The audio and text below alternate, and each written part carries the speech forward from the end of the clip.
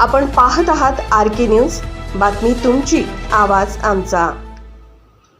चिपरीत युवकाचा निर्घृण खून, चिकोडीतून 3 आरोपी जयसिंगपूर पोलिसांच्या जाळ्यात।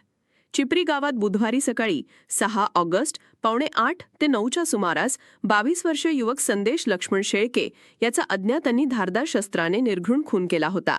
या हल्ल्यानंतर आरोपी पसार झाले होते। जयसिंगपूर पोलिसांनी युद्धपातळीवर तपास करत कर्नाटकातील चिकोडी येथून 3 संशयितांना अटक केली आहे। अटक करण्यात आलेल्यांमध्ये युवराज रावसाहेब माळी वय 30 राहणार फिल्टर हाऊस चिपरी, सूरज बाबासो ढाले वय 30 राहणार खुची हातकणंगले, गणेश संभाजी माळी वय 25 राहणार माळभाग चिपरी अशी नावे आहेत। पोलीस तपासात उघडकीस आले आहे की मृत संदेश शेळके याची सख्खी बहीण आणि आरोपींपैकी एका व्यक्तीचे वाद झाले होते। बहिणीच्या आईबद्दल अपशब्द बोलल्याचा राग मनात धरून संशयितांनी संदेशला लिफ्ट मागण्याच्या बहाण्याने गावाजवळील घोडावत गेस्ट हाऊस जवळ नेले आणि कोयत्याने मान वार करत खून केला। तपासात पोलिसांचा अचूक वेध।